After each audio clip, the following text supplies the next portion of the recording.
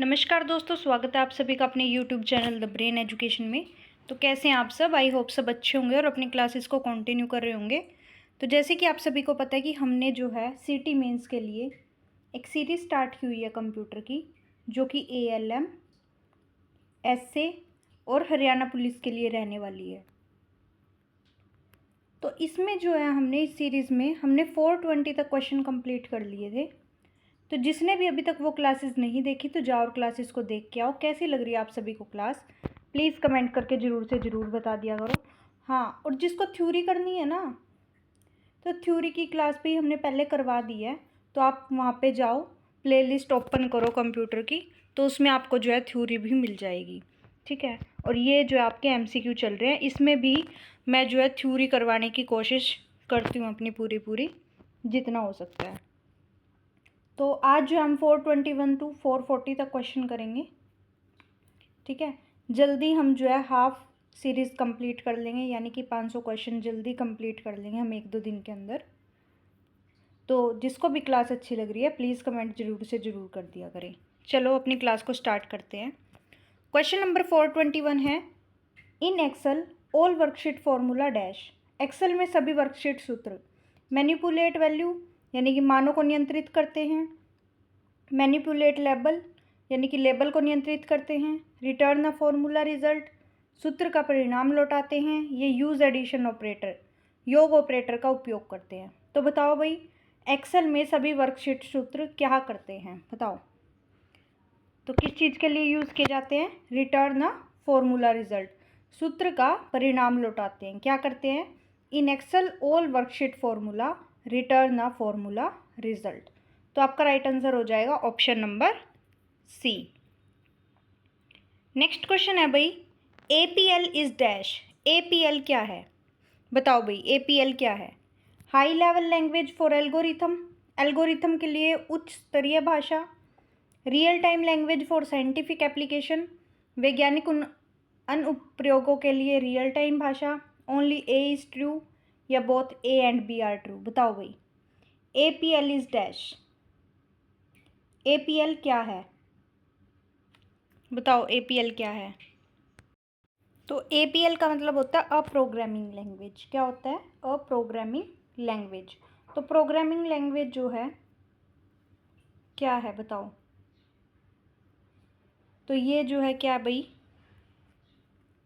तो only A is true, यानी कि ये एक हाई लेवल लैंग्वेज है एल्गोरिथम के लिए। किसके लिए? एल्गोरिथम के लिए उच्च स्तरीय भाषा। तो APL क्या है? तो APL जो है एक हाई लेवल लैंग्वेज है फॉर एल्गोरिथम, एल्गोरिथम के लिए। तो आपका राइट आंसर हो जाएगा option number C. Next question है, how are data organised in spreadsheet. सबसे पहली बात तो मुझे ये बताओ, स्प्रेडशीट किस में बनती है? स्प्रेडशीट किस में बनती है? तो स्प्रेडशीट जो है हमारी बनती है एक्सेल के अंदर। किसके अंदर बनती है भाई स्प्रेडशीट? स्प्रेडशीट बनती है हमारी एक्सेल के अंदर। तो स्प्रेडशीट में डेटा को कैसे व्यवस्थित किया जाता है? लाइन्स एंड स्पेस यानी कि रेखाएं और स्थान, लेयर एंड प्लेन्स परतें और समतल, हाइट एंड विड्थ ऊंचाई और चौड़ाई, या रो एंड कॉलम पंक्तियाँ और स्तंभ। तो how are data organised in spreadsheet, spreadsheet में डेटा को कैसे व्यवस्थित किया जाता है भाई? बताओ। तो स्प्रेडशीट में डेटा को जो है रो और कॉलम में व्यवस्थित किया जाता है। तो row and column are data organize in spreadsheet. ठीक है, तो स्प्रेडशीट हमारी किस में बनती है? एक्सेल में बनती है। और एक्सेल में हम किस चीज़ में डेटा को अरेंज करते हैं? तो रो एंड कॉलम में। तो आपका राइट आंसर हो जाएगा option number D. Next question आपका, magnetic tape is not practical for application where data must be quickly recalled because dash. जहाँ डेटा को जल्दी प्राप्त करना होता है वहाँ मैग्नेटिक टेप उपयोग नहीं है, क्योंकि यह क्या है? रैंडम एक्सेस मीडियम यानी कि रैंडम एक्सेस माध्यम, सिक्वेंशियल एक्सेस मीडियम, या फ्रेगिल एंड इजली डैमेज नाजुक और क्षतिग्रस्त होने योग्य, एक्सपेंसिव मीडियम महंगा माध्यम। बताओ भाई, magnetic tape is not practical for applications where data must be quickly recalled because dash.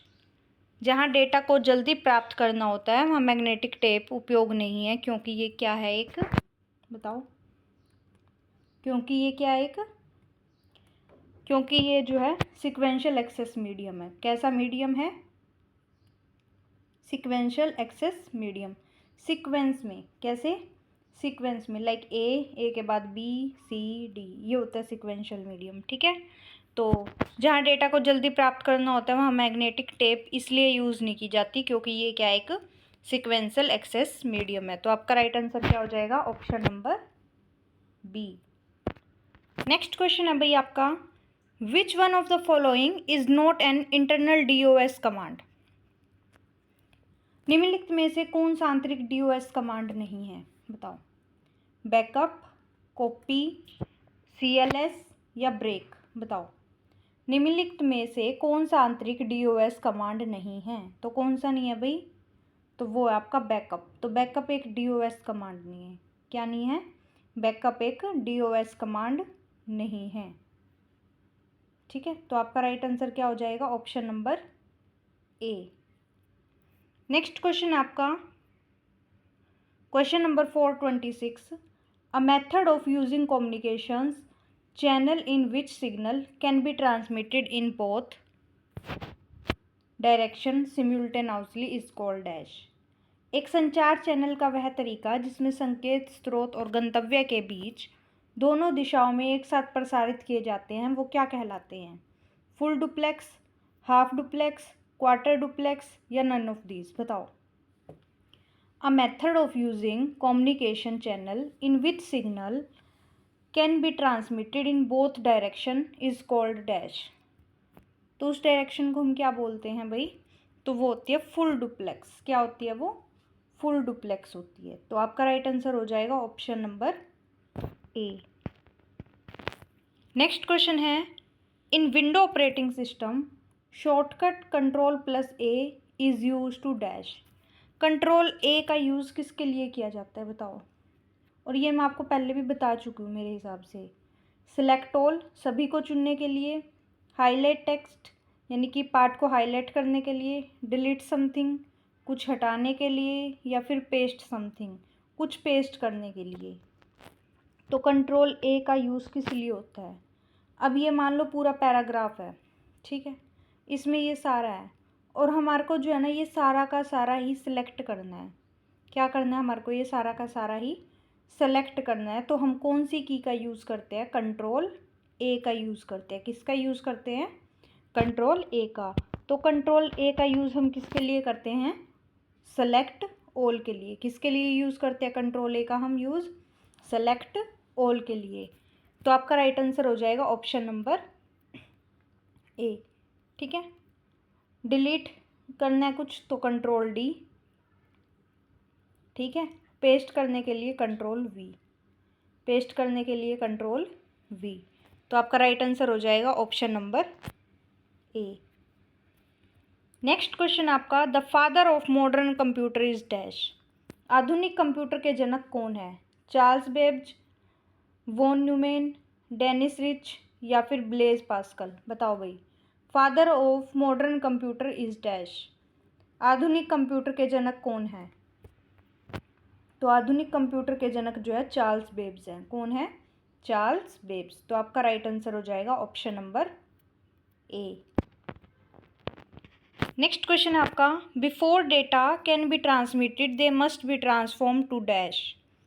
Data को प्रसारित करने से पहले उन्हें किस में परिवर्तित किया जाता है? पीरियोडिक सिग्नल, आवधिक संकेतों में, इलेक्ट्रोमैग्नेटिक सिग्नल, विद्युत चुम्बकीय संकेतों में, अपीरियोडिक सिग्नल, अनावधिक संकेतों में या लो फ्रीक्वेंसी साइन वेव्स, निम्न आवर्ती साइन तरंगों में? बताओ भाई। डेटा को प्रसारित करने से पहले उन्हें किस में परिवर्तित किया जाता है? तो किस में परिवर्तित किया जाता है भाई? तो उसको जो है इलेक्ट्रोमैग्नेटिक सिग्नल में परिवर्तित किया जाता है। किस में किया जाता है? इलेक्ट्रोमैग्नेटिक सिग्नल्स में। तो आपका राइट आंसर हो जाएगा option number B. Next question आपका, which of the following is not a type of broadband internet connection. निम्नलिखित में से कौन सा ब्रॉडबैंड इंटरनेट कनेक्शन का प्रकार नहीं है? केबल, DSL, डायल अप या सैटेलाइट? तो बताओ भाई, ब्रॉडबैंड इंटरनेट कनेक्शन का प्रकार कौन सा नहीं है? तो आपका राइट आंसर हो जाएगा option number C, dial up. तो डायल अप जो है आपका ब्रॉडबैंड इंटरनेट कनेक्शन का प्रकार नहीं है। तो आपका राइट आंसर क्या हो जाएगा? Option number C. Next question है, specialise program that allow input and output device to communicate with the computer system are called dash. विशिष्ट प्रोग्राम जो इनपुट आउटपुट डिवाइस को कंप्यूटर सिस्टम से संवाद करने की अनुमति देते हैं वो क्या कहलाते हैं? Operating system, utility, device driver या लैंग्वेज ट्रांसलेटर? बताओ भाई। तो विशिष्ट प्रोग्राम जो इनपुट आउटपुट डिवाइस को कंप्यूटर सिस्टम से संवाद करने की अनुमति देते हैं वो जो है क्या कहलाते हैं भाई? वो कहलाते हैं डिवाइस ड्राइवर। क्या कहलाते हैं? Device driver. तो आपका राइट आंसर हो जाएगा option number C. Next question है, in MS PowerPoint you can edit and embed organization chart object by dash. Microsoft PowerPoint में एम्बेडेड ऑर्गेनाइजेशन चार्ट को संपादित करने के लिए क्या किया जाता है? Clicking edit object, object edit पर क्लिक करना, डबल क्लिकिंग चार्ट, चार्ट पर डबल क्लिक करना, right clicking chart and selecting edit MS organisation chart, chart पर राइट क्लिक कर MS ऑर्गेनाइजेशन चार्ट चुनना, या ऑल ऑफ अबव? बताओ भाई। MS पावर पॉइंट में एम्बेडेड ऑर्गेनाइजेशन चार्ट को संपादित करने के लिए क्या यूज़ किया जाता है? तो क्या यूज़ किया जाता है भाई? तो इसमें जो है सारे ही यूज़ किए जाते हैं, ऑल ऑफ अबव। तो आपका राइट आंसर हो जाएगा option number D. Clicking edit object, double clicking chart, right clicking chart and selecting edit MS organisation chart. तो आपका राइट आंसर क्या हो जाएगा? Option number D. Next question आपका, which of the following transform input data into output data. निम्नलिखित में से कौन इनपुट डेटा को आउटपुट डेटा में परिवर्तित करता है? प्रेफरल, रैम, रोम या CPU? बताओ भाई। विच of the following transform input data into output data. कौन इनपुट डेटा को आउटपुट डेटा में परिवर्तित करता है? तो कौन करता है भाई? तो वो करता है आपका CPU। कौन करता है? CPU। CPU की फुल फॉर्म क्या है? बताओ। Central processing unit. तो आपका राइट आंसर क्या हो जाएगा? Option number D. Next question है, in Excel to save a workbook you dash. Excel में वर्कबुक को सेव करने के लिए क्या किया जाता है? Click save button, press Ctrl F5, click save on start button या select edit greater than save? बताओ भाई। सेव बटन क्लिक करते हैं, Ctrl F5 दबाते हैं, स्टार्ट बटन पर सेव क्लिक करते हैं या एडिट से या फिर सेव चुनते हैं? बताओ भाई क्या काम करते हैं? जब हम एक्सेल में वर्कबुक को सेव करते हैं तो क्या करते हैं? तो जब हम एक्सेल में वर्कबुक को सेव करते हैं तो हम क्या करते हैं? Click save button. क्या करते हैं? Click save button. तो आपका राइट आंसर क्या हो जाएगा? Option number A. Next question है, एंड मीन्स। एंड का अर्थ क्या होता है? Logical end of a program, program का तार्किक अंत, physical end of a program, program का भौतिक अंत, या फिर बोथ या नन ऑफ दीज? बताओ भाई। एंड का अर्थ क्या होता है? तो एंड का अर्थ होता है logical end of a program, यानी कि प्रोग्राम का तार्किक अंत। क्या होता है? प्रोग्राम का तार्किक अंत। तो आपका राइट आंसर क्या हो जाएगा? Option number A. Next question है आपका, a scientific institution performing complex mathematical operations requiring powerful computing capability will most likely use a dash. जटिल गणनाओं के लिए उच्च क्षमता वाले कंप्यूटर का यूज़ करने वाली वैज्ञानिक संस्था किस प्रकार के कंप्यूटर का यूज़ करती है? Super computer, personal computer, main frame या ISP?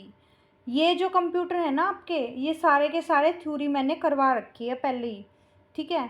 तो आप जो है ना लास्ट क्लासेस खोल के देखना, तो उसमें ये सारे जो हैं बिल्कुल जनरेशन सारी, मतलब हर एक चीज़ करवा रखी है आपको थ्योरी में। तो उठा के उनको ज़रूर से ज़रूर जो है देख लेना, होगी 20-25 मिनट की वीडियो, ठीक है? तो बताओ भाई, जटिल गणनाओं के लिए उच्च क्षमता वाले कंप्यूटर का यूज़ करने वाली वैज्ञानिक संस्था किस प्रकार के कंप्यूटर का यूज़ करती है? तो किस प्रकार के कंप्यूटर का यूज़ करती है भाई? तो वो करती है आपका सुपर कंप्यूटर का यूज़। किसका यूज़ करती है? सुपर कंप्यूटर का। तो आपका राइट आंसर हो जाएगा ऑप्शन नंबर ए।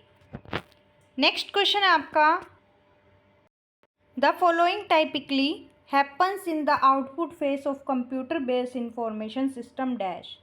कंप्यूटर आधारित सूचना प्रणाली के आउटपुट चरण में सामान्यतः क्या होता है? Data is input for processing, data को प्रोसेसिंग के लिए इनपुट किया जाता है। Information is produced in hard और सॉफ्ट कॉपी, सूचना हार्ड या सॉफ्ट कॉपी में उत्पन्न होती है। मैथमेटिकल कैलकुलेशन आर परफॉर्म, गणनाएं की जाती हैं, या फिर ऑल ऑफ अबव। बताओ भाई, कंप्यूटर आधारित सूचना प्रणाली के आउटपुट चरण में सामान्यतः क्या होता है? तो इनमें भाई क्या होता है? तो इनमें जो है information is produced in hard and soft copy, तो इन्फॉर्मेशन को जो है हार्ड या सॉफ्ट कॉपी में उत्पन्न किया जाता है। तो आपका राइट आंसर क्या हो जाएगा? Option number B. Next question आपका, advantage of multi programming system is dash. Multi programming system का क्या लाभ है? सिम्युल्टेनियस एग्जीक्यूशन ऑफ प्रोग्राम, प्रोग्रामों का एक साथ निष्पादन। Concurrent processing of multiple program, अनेक प्रोग्रामों का समांतर प्रसंस्करण।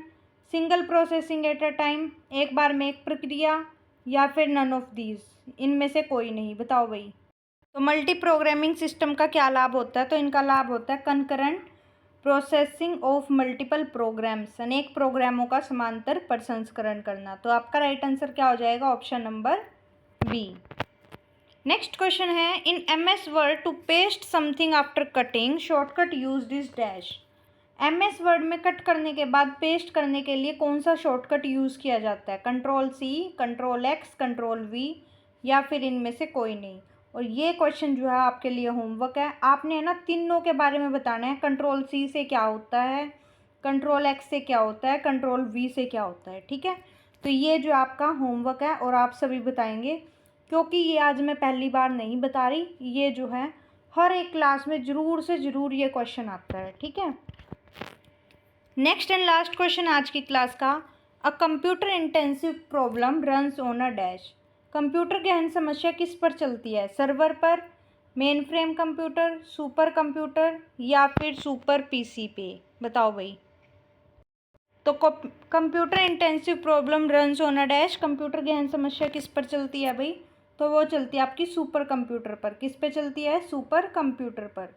तो आपका राइट आंसर हो जाएगा ऑप्शन नंबर सी। तो आज की क्लास आपकी इतनी रहेगी। कैसी लगी आप सभी को क्लास? प्लीज़ कमेंट करके ज़रूर से ज़रूर बता देना।